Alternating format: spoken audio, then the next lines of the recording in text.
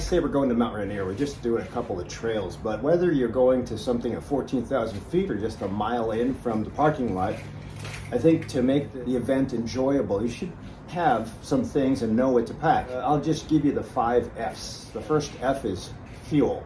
Fuel should be what you're going to be eating. This is a whole bunch of stuff. There's no way you'd be able to carry this, but I think since we are taking vehicles to Rainier, it's nice to have your mobile grocery with you. There are probably going to be a lot of places that you'll see before you get to the trailhead of your national park. Again, know your basics, carbohydrates, fats, and some proteins. I think that's cool. To be with you on trail, you have to condense it. Bring your foods, fruits, nuts, protein bars, nut bars, sandwiches, or cans. You can have it, you can eat it, you can be done with it and put it back in your pack. You always have to have a garbage bag because you don't want to leave a trace of trash. Even if it's biodegradable, don't leave that in the park. The animals will go after that, you get them sick. Second F is fluids. I like sparkling water. You might not have access if you're not coming in with a car or vehicle where you can store this stuff, and you have to have a siphon or a pump. The fluids have to be filtered. Last case scenario would be if you don't have a filter, you're dehydrated and you're lost, which hopefully you won't be. Then you can drink straight from a body of water, but you can take the chances that you're going to probably carry a parasite or bacteria. Then you become really dehydrated in the hospital. So whatever you have available, good to have fluids. The next, it would be first aid. And first aid doesn't necessarily have to be in a tourniquet. First aid can be in an SOS signal so you can communicate. We'll talk about this in a little bit. But also can be bear spray. It also can be Tylenol, Advil. Or in this case where I'm taking my hiker and there's a little bit of inflammation, I've called in a prescription for prednisone in addition to a muscle relaxant, just so that we can anticipate some flare-up. So I'd like to flare it down. We're going to be hiking in end of summer, so there's going to a lot of be mosquitoes outside. So you really need some form of DEET if you use that, or lemon balm, or some kind of repellent. It's important to have some way to find you. So that would be where you write a note and tell somebody where you're going. You put a note on your car saying what time it was that you departed. A lot of the national parks will have a sign in. I always would text somebody and let them know I'm on trail and I'll be back in 6 hours. So just in case it happens. And again, you can't, if you don't have a communication for an SOS signal to call a helicopter, you can use your phone, but remember, there's not that many satellites that can hit between mountain ranges. So you might lose your connection. Other alternatives. This is a walkie-talkie. It projects about 2 miles. And in addition, finding your way in the middle of the night, some form of lighting. This is a headlamp. The last thing is actually refuge. If you're going to be camping out, you'll need a place to stay, you'll need a tent, you'll need mapping to see where the highest point is. We happen to be close to a national park, an entrance, so we have reservation up. If you're camping out, setting up before you leave, it would be important. As you get back, you might misjudge timing. It'll be sunset and you won't be able to find anything. So I would always suggest you set the camp base up before you go and you know where everybody's position is. But we'll talk about more on trail.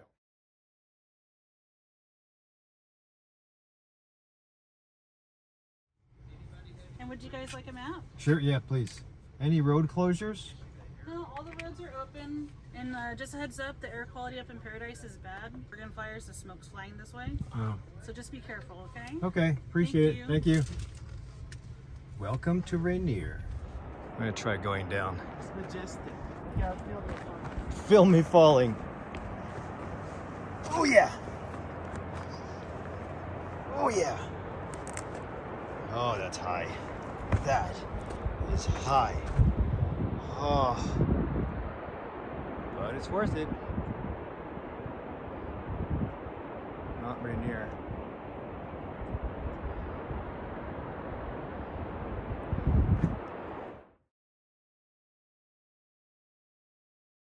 Legs can tolerate this, but if you're not used to it, then you have walking sticks, hiking sticks. This is a telescopic. Just twist and then you twist back and it locks it into place. Typically when you use these, it should be at 90 degrees at the body and the elbow. Well, this is perfect, but I make it a little shorter because I'll be walking uphill. If that makes sense, I'll be walking uphill and the length has got to be shorter.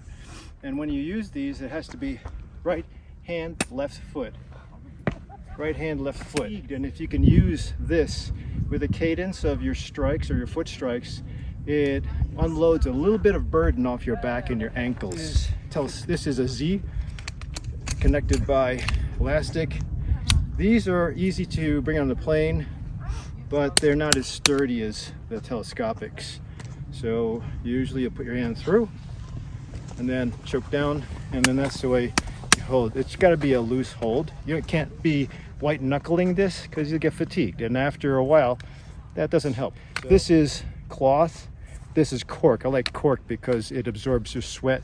You can always have some kind of a grip. Again, this is more convenience and light. I can pack this. I've been on airplanes where some of my hikers were pulled aside at the TSA with their hiking sticks, and they had to check in. That's got $100 just to check in sticks. Okay, so taking anybody to a hike that's novice, or even if they exercise, it's different. I mean, the incline is different. We're at altitude. Once your heart rate goes past your zone 2. Zone 2 is 180 minus your age. Okay, let's just say you're 60. 180 minus 60 is 120. Right? And just when you're exercising like this and you're going uphill, that's where we're going. When you're going uphill, your heart rate is going to be going faster than usual. It is a problem for newbies if we have a sustained hike. Yeah. And also if it's hot. This is hot. What do you think it is? 90 degrees? You're close. So it's pretty hot outside in Washington. And we have fluids, but you have the fast heart rate from the incline. You have the heat from the heart rate going so fast, and you have shortness of breath because you're not used to altitude. So that's why I'd say you don't want to have your heart rate go over 120 if you were 60 years old, but he's not 60. What's your heart rate now? I can always do it with pulse, just fingers, but okay, perfect. So he's 93, let's move. He's 93, and that gave him a break. We know that he's not pushing too hard. He's still less than zone 2. And that's just a rough estimate for me. But that's how I would track and figure out if your party or anybody that you're hiking with is putting too much effort and exerting. I made it to the top of, this is Glacier View. And came from down there. Had to leave my party. And my client / hiker decided to tap out, and that's fine. I give anybody the option to say that's enough, because further hiking can cause problems. But he's in the shade. I just wanted to do this real quick, and look at that view. That's spectacular. Right down there are the glacier falls. That's a dirty glacier. You can't really see it, and it goes way down there. Cool thing about going up a mountain is that there's always the downside. So if you make it to your pinnacle and think, oh, I still have to go back, it's actually okay, because if you made it up, going downhill is great. You have to be careful though, because it's eccentric loading versus concentric loading. So put it this way, injuries usually happen more going downstairs, not because it's more difficult, because people are not trained to turn on those muscles and use them. So that's why it's important to have an exercise routine designed by somebody who knows something. So I'm gonna go meet up with my party. Where is he? He's at a boulder somewhere.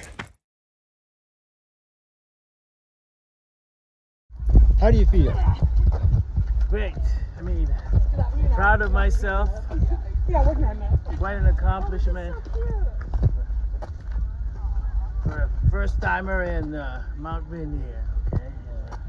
I would encourage everybody to come up there and come back alive.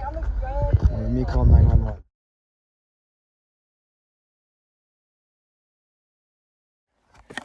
Oh yeah. So I just split because this lookout is a bit high, but it's an easy access to a cool vista. I had the hiker drop me off and let him continue driving so I can meet him up, just so I have a little bit of a workout. I'm gonna try to beat him to the top. But one thing, if you're in the woods carry bear spray. Make a lot of noise and be observational of your surroundings. My legs are toasted.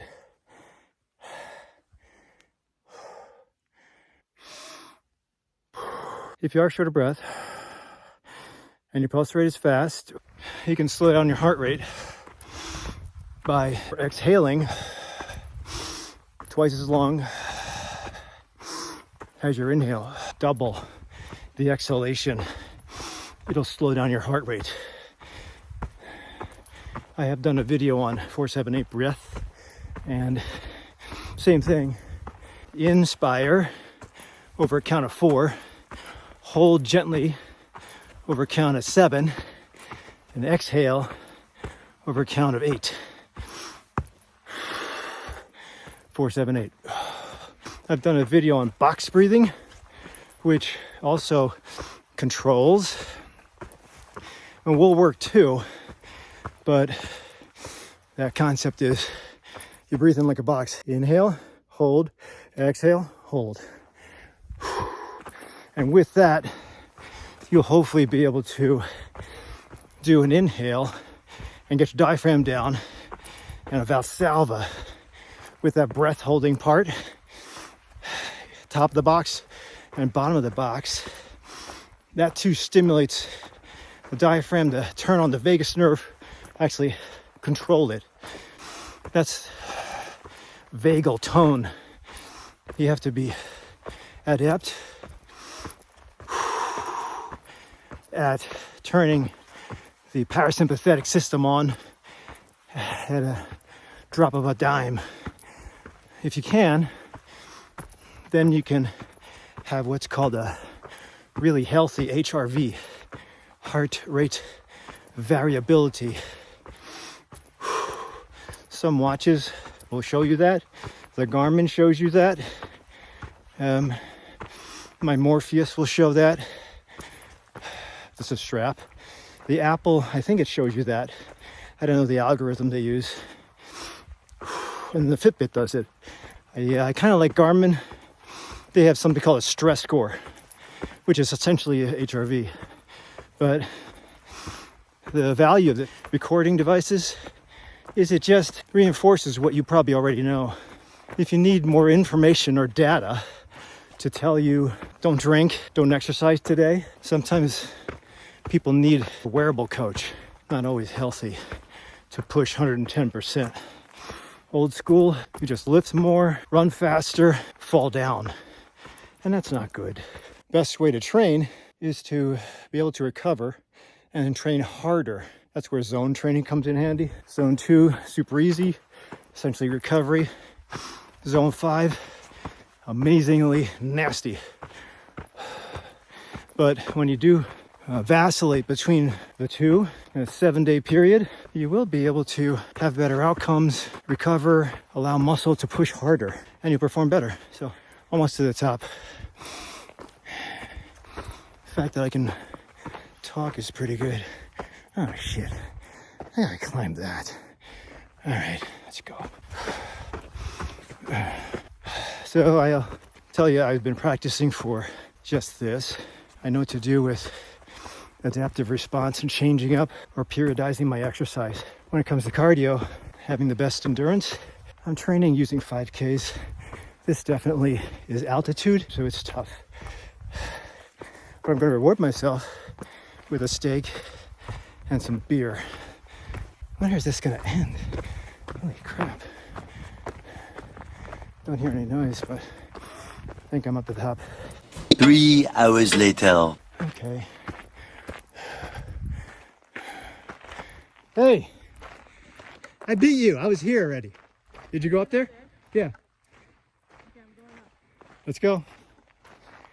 So I'm a physician, trying to make lifestyle changes, but I'm also a personal trainer. I can tell you about what the data says for making nutritional changes.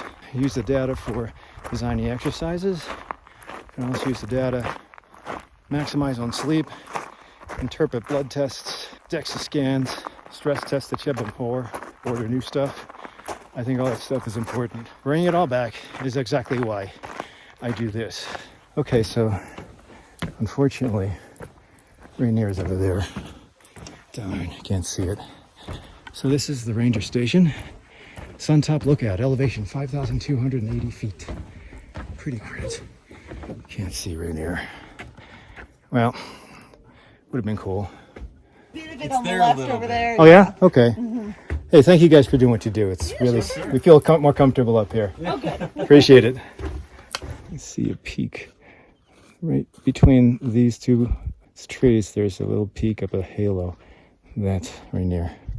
One of my other patients actually joined up RMI, which is a group out of Ashford. I think he summited.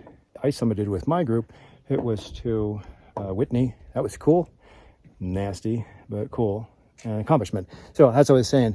I think it's always nice to have a goal, shoot for something, and you make it more challenging every year. So it gives you time to adjust, but then you set up for the next goal. Like this guy. He's supposed to be standing for a goal to just hike. How'd you do? It was good. It's life-changing experience. That's what's nice about Rainier. You can go deep and long for a couple days, or you can go short. Just like Yosemite, everything is relatively easy for people to take advantage. So I'm going to start filming, and thanks for following me up this 1 mile. It's 1 mile, huh? It was 1 mile, yeah.